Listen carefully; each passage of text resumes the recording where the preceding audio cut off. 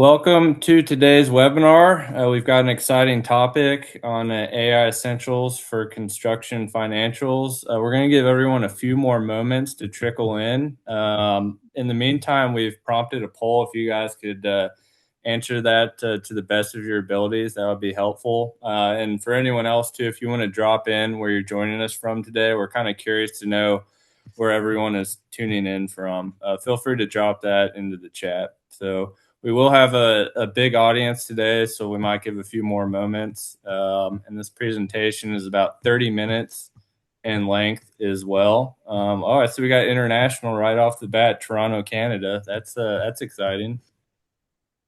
Greenville, South Carolina. Greetings from Pittsburgh. Pittsburgh, that's near you, Denver and Cleveland. Yeah, I was just out there for a wedding at the Grand Concourse. It was awesome. All right. I see someone's Firefly Notes also joined us. We don't know what location that's from.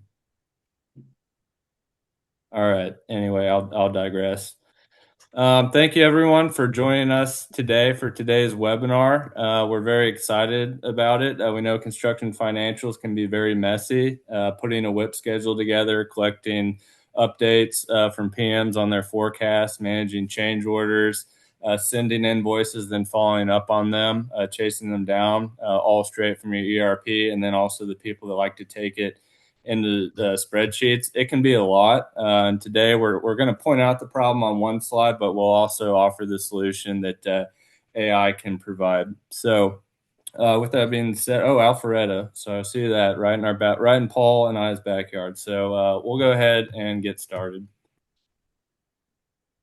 So my name is John O'Brien. I work with ProNovos. I've been here for about 7 years. For those of you that are not familiar with ProNovos, we're an AI-powered construction financial intelligence platform. This session, one promise, this is not an AR jargon session. You're not going to hear acronyms like LLM, NLP, agentic agents.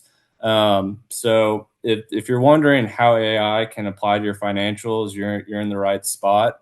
So again, this session will only be 30 minutes in length, and we'll be using financials as the guide because we all know that cash flow keeps the lights on and the doors open. So before we get started, we'll let the presenters present themselves, and we'll start with Paul.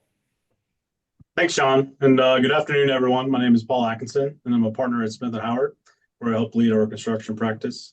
We truly appreciate you taking the time to join us today, and I'm looking forward to this informative session. And for those of you who don't know Smith & Howard already, we are a full-service accounting firm and advisory firm with over 50 years experience in the construction industry. We're proud to partner with contractors nationwide, helping them tackle their financial and operational needs. Denver? Well, thanks everyone again for joining. My name is Denver Sperry. I head up the implementation team here at ProNovos. Been working in implementing software for the last 13 years. Closing in on 4 years here at ProNovos, and before that, worked at Foundation Software for just shy of 10 years, doing implementation and consulting over there. So happy everyone's able to join us today, and John, I'll kick it back to you. Yeah, now I'll quickly cover what we're going through today. We're got 2 ways to think about using and interacting with AI. AI to IA, 1 and 2 are kind of the same. Detecting financial risks for you, we'll point those out, and then seeing AI in action. Denver will open up the ProNovos platform and actually show you how it works. And then we'll wrap up with what to be mindful of when evaluating and using AI. And if you guys have any questions, feel free to drop them in the Q&A at any point during the presentation. So, but getting started, we have a question for you guys, second poll already, and that's where are you guys at with AI today? So feel free to give the best answer you can, and we'll share the results. So, but Paul, what are you hearing and seeing from your clients in the industry about AI? John, I think companies are looking for fast access to reliable information and to be able to make informed decisions with that information. And then with AI, the ability to automate and repeatable tasks quickly allows companies to get what they need quickly and fast and allows them to get ahead of the issues on their jobs so that they're, making good decisions ahead of time versus looking back on their jobs, figuring out what happened or what went wrong. Yeah, absolutely. Denver, what are you hearing from your contractor clients about AI? A lot of contractors seem to be dabbling in the AI world with things like ChatGPT or Claude and trying to leverage, kind of what Paul was saying, making the uh, access to information or kind of cut the corners on, creating all those spreadsheets or combining a bunch of data. So, I think at the end of the day, construction is always a little behind on the technology side of things, but we do see a lot of our contractors kind of getting in there, starting to play around with, dumping data there, or just seeing what's available, right? Yeah, no. Well, we got the results in 28 poll questions. So it seems like the majority has experimented, but nothing formal yet. So no matter where you land on the spectrum, you're in the right place today. So we can go ahead and get started. So the two ways that you can think about it, working with AI, is you can break it down into action to information and information to action. Spelled out on the screen, you can see you ask a question, AI finds the answer. In this instance, we've used find your most underbilled projects. And then taking that, instead of just getting the information, knowing what to do with it, not only just understanding, but also knowing that if you need to break down by underbillings by project manager, if you need to dig into a particular project, like you can see here, it really unsurfaces what matters most and what needs an action item. And then draft billings for underbilled projects. You can see the action items, update a projected payment date as well, so you can sharpen your cash flow forecast.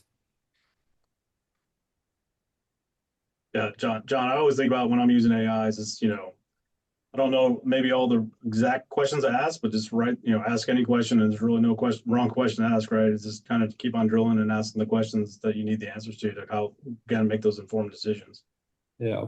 No, it's a very simple framework and playing with plain language. So we can show you guys some more examples in the next slide. So we've broken it down between office and project. These are very simple. We're telling you now, but we'll show you here in a little bit. But you can ask questions like, show me all invoices that are more than 60 days past due, or which active projects have the worst, margin fade on there. You can, when you speak to AI, you can speak in plain language as well. So you can ask questions like that, and then you can see it flagging and providing the follow-ups, like following up on a past due invoice, updating the projected payment date, like we just shared in the previous slide. Or if you're asking about it at the project level, show me a cost breakdown, which costs are a threat to go bust, which ones might have already gone bust. Updating the AEC on selected projects, things like that. So, moving on to the next one, there'll be a lot of pain points that pop up here. So, using AI for early warning detection signs and detecting risk, you can see a lot of the common ones that we hear from contractors are up here: under billings, cash flow gaps, AR aging, profit fade, mismatch, projected final cost, approved or pending change orders, or missing an unbilled work. So with all that said, Paul, what kind of on here, sticks out to you? Well, to me, when I look at these, they're kind of all interrelated, right? And sometimes you might think you might know the answer. Like if there's an underbillings on a job, you might think, well, it's just a timing issue. We just haven't billed it yet, right? Well, if you really get down to the root cause of the problem, and maybe the problem is really there's probably profit fade or could be profit fade going on. And the reason why we haven't billed it yet is just because we couldn't bill it yet. And we're behind on our costs, which is, creating the underbilling situation. So without knowing that, and maybe it's 30 days after the fact when you get the information for the reporting on those jobs, you won't be able to make the corrective actions necessary quickly enough to maybe make a difference and ultimately recoup that profit that you might have lost. Yeah. Denver, anything on here that stands out to you, one more than another? The one that always, I guess, sticks out for me is, I mean, obviously all of them apply, and we want as many warning signs as possible for if a project is going to go sideways or upside down, or not going the way that we intended to, right? I think one of the areas that I like focusing on, from getting into the nuts and bolts of the day-to-day transactions, whether it be in the accounting system or just job costing in general, but the mismatched projected costs, right? When we talk with the estimators and we get a list of, I don't know, 20 items or 30 items that we're going to have on our job schedule, but as the costs are rolling in from AP or payroll or equipment cost or material cost, they're not being allocated out to that same level of detail. So when we're looking at a cost schedule, or if we're looking to get a good feel for where the jobs are at currently, if we don't have that same level of detail between how we're estimating or budgeting the jobs versus how we're collecting the data, it makes it pretty tough to project out costs in that end, which is where, like I said, like we're talking about here, where the introduction of AI into different platforms can be of assistance, where maybe it is mismatched, but we can use the logic in the system to help coordinate where do we think those projected costs are going to be based on how we've allocated our costs to this point. Right. So, and I think what we can kind of show off a little bit here is, how all of these types of metrics, as it relates to cash flow gaps, or pending or approved change orders, or profit fade on any of these particular projects, we can kind of show off some functionality that us here at ProNovos have been working pretty darn hard on for a couple months now on the Nova platform. And I think what we're coming to find is that we have so much features and functions that we're rolling out for the end contractor in mind, right?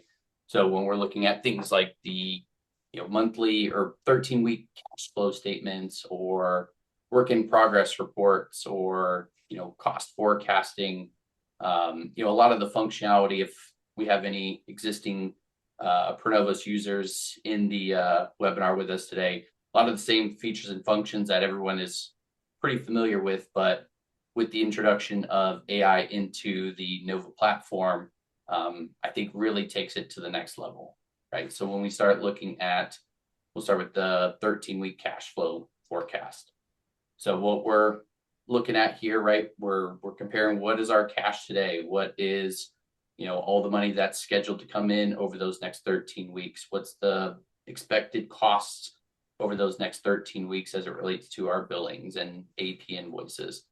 But kind of mentioning the topic at hand here is how we're incorporating AI into the platform. So Nova's kind of the AI and the platform's all one thing. So like John was mentioning earlier, we can talk in plain language. We can ask it any sort of questions that we want to. So I kind of have a couple sample questions that we're going to go in here and say, all right, what's the current status of the cash flow for the company? We hit send, let it think for a second, and what it's going to do is give us the answer, right, as we hope it does.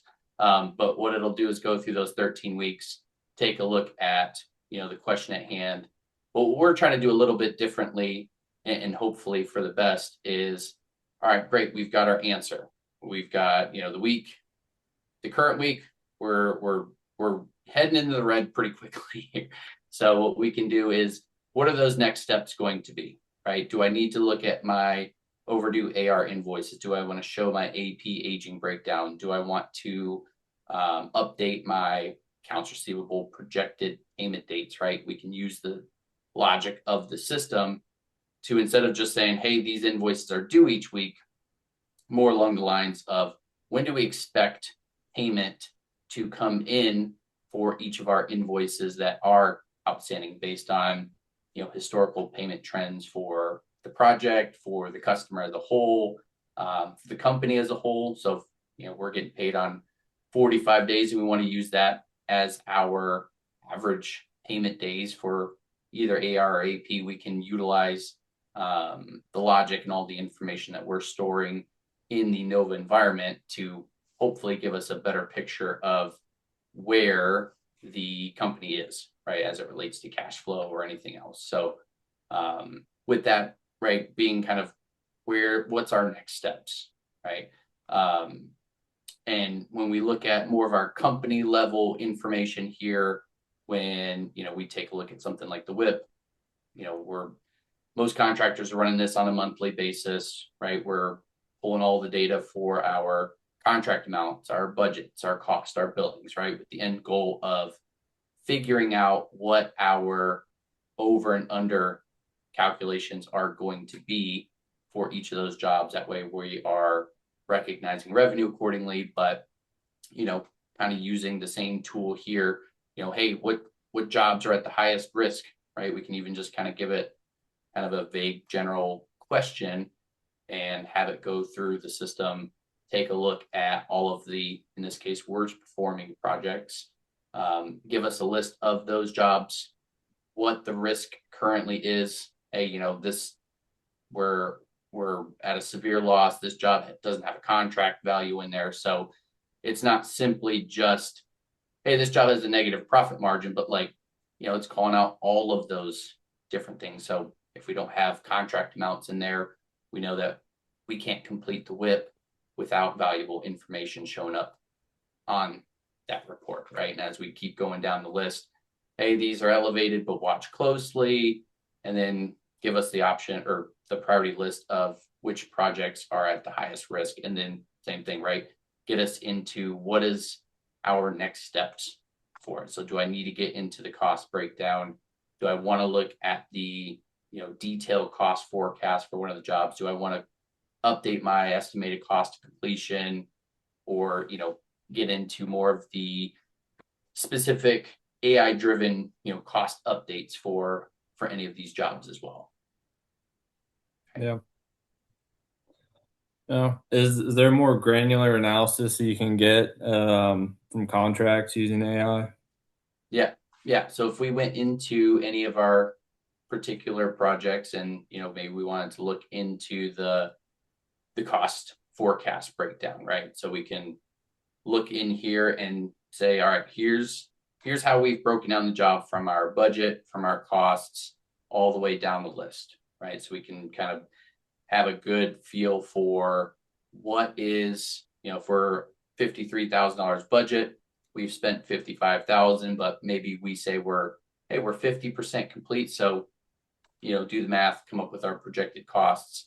But what we can also do is take a look at utilizing Nova as a way to help expedite this process, right? So at the end of the day, everyone is getting more and more busy, more responsibilities, more job to manage.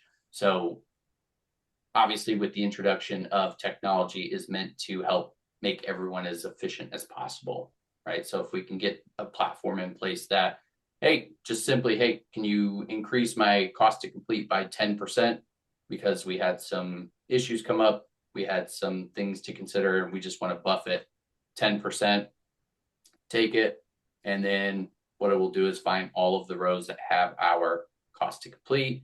It'll say, all right, we want to go ahead and buff those up 10%. So kind of gives us all the summary. Should I apply 10%? Yes, apply 10% across the board.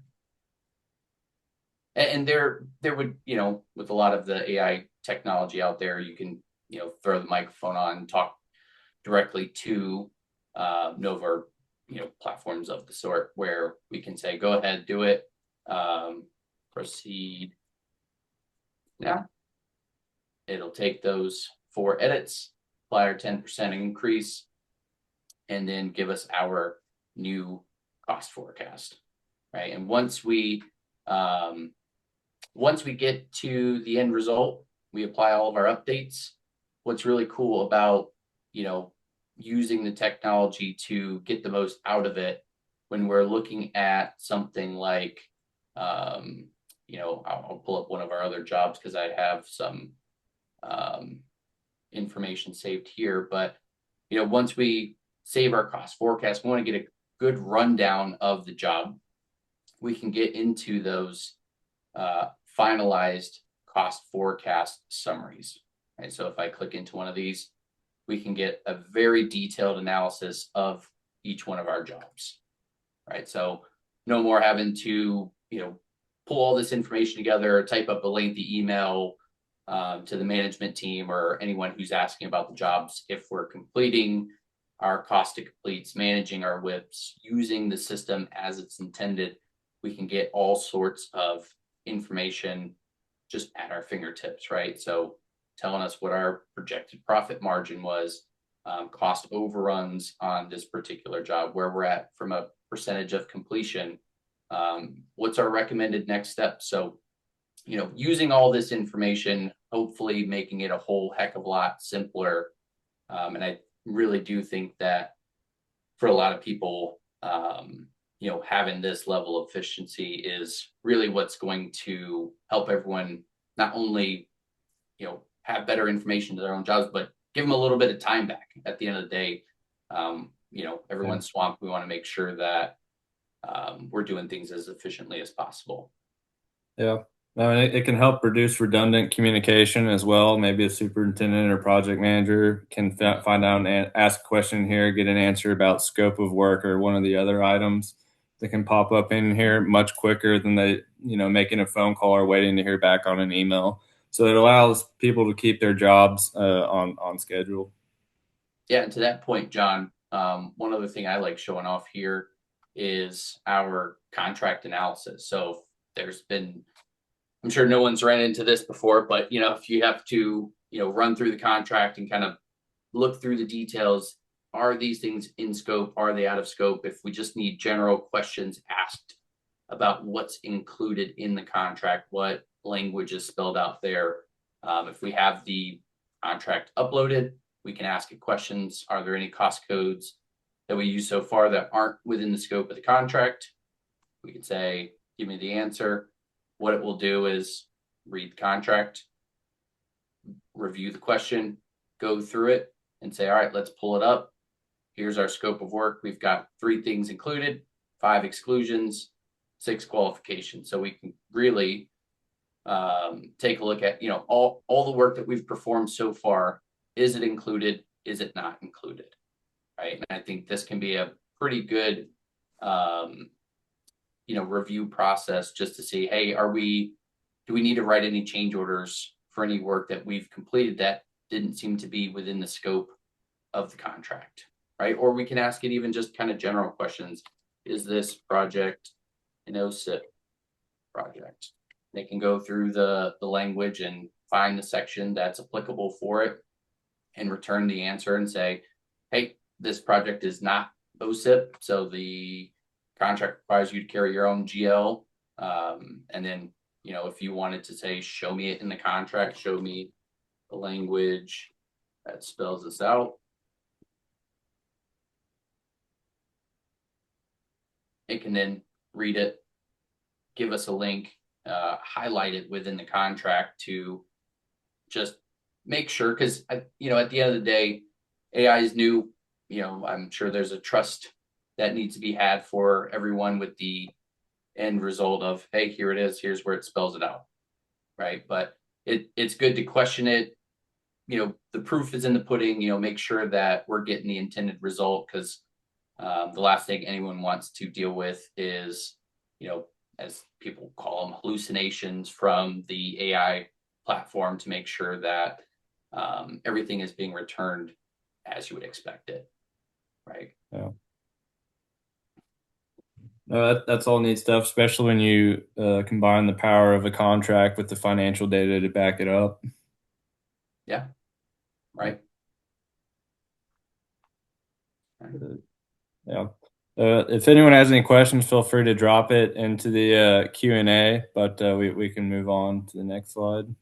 So, building off of some of the next slide with the points. So building off of some of the stuff that Denver touched on here is you want to adopt a trust but verify approach when using AI, no matter what model you use. It's a big one, and that's why it's at the top. So it might if it doesn't pass your gut check, then it shouldn't be delivered to anyone outside of the organization. Like you shouldn't be sending it to your bank, bonding surety, or your CPA, like Paul. So adopting that approach is paramount. Another one right below it is make sure that there's structure around it. Like Denver said, you don't want it hallucinating. You don't want it wandering off and filling in gaps that don't exist. The way that you can prevent hallucination or at least reduce it is not using the AI's memory, but having it build off of your own database, whatever system. So it only pulls answers from there. In this instance, we're talking about the ERP or accounting software, where it would pull from just pulling straight from your data. An example being like if you're asking for an update on projected margin, and you don't need an unapproved change order built into that to skew it or throw it off. So another thing to be mindful of is AI doesn't replace; it's built to enhance for speed, accuracy, and deeper insight.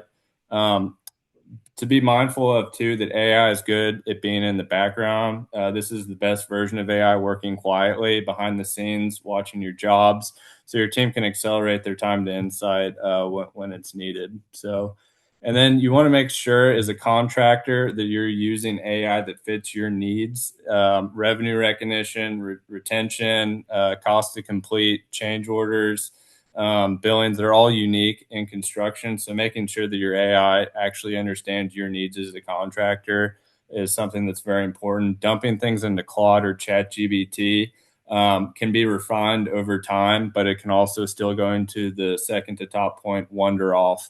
And then setting parameters. This one's pretty straightforward. Project managers need different access than a controller or a CFO or a CEO or an executive.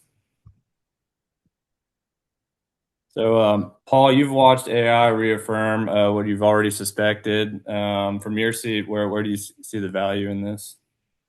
Well, you know what they say, time is money, right? And so, the ability to just get the information quickly, it just enhances the ability to make those decisions so much quicker that you can actually do something about it before maybe the problem gets a bit worse, like we've talked about many times in this past 30 minutes. So that's what I can see the biggest thing from this is just getting that time back, either to do other analysis or just even better analysis than you did before, just because you've got that time to be able to do it now. Yeah. So I see some questions are popping in. Before we do that, Denver, you can move on to the next slide.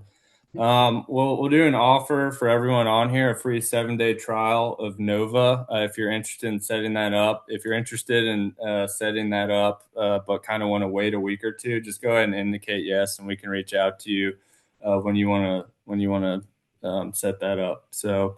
But with that being said, so I see we can go ahead and go to Q&A. So I see Michael asked, we are transitioning from Procore for our PM system. Does ProNovos plug into Procore, or you need to pull data from our ERP, which is currently Sage 300? I believe the answer is we pulled the data from Sage 300. Denver, I don't know if you can provide additional insights on Procore.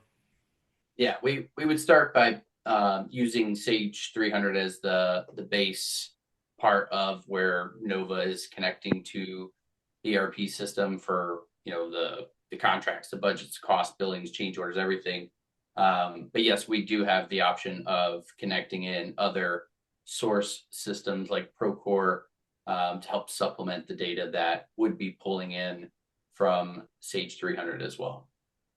Okay. And then I see there's one last question. How do you know when the AI you use is secure? Denver, is that one that you want to take a stab at as well?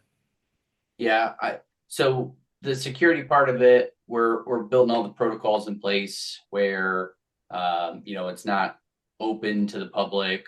The way that the subscription that we use does not put it out into the internet, right? So everyone would be secure from company to company. No one's able to extract information or sensitive data from other companies, or even for users that don't need access to different bits and pieces of information. So like the project manager couldn't prompt it and get financial statements or employee pay information or anything like that. So the security part of it is probably the biggest focus on making sure that everything is clean and well organized and tucked behind a lock.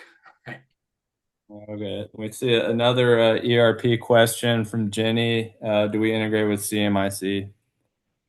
Yes, we have done integration with CMIC as well. Yes. So if anyone's interested again in setting up free access to Nova to play around in the prompts, just let us know in the poll question. So we do not see any more questions. I see we hit the 30-minute mark as well. So we'd like to thank everyone for their time. Paul, I don't know if you have any closing comments, or Denver. No, I think we've covered some great stuff here, and appreciate the opportunity.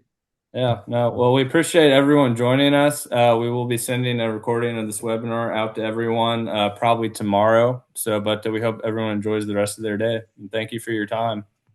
All right. Thanks, John. Thanks, Paul. All right. Thanks, guys. Take care.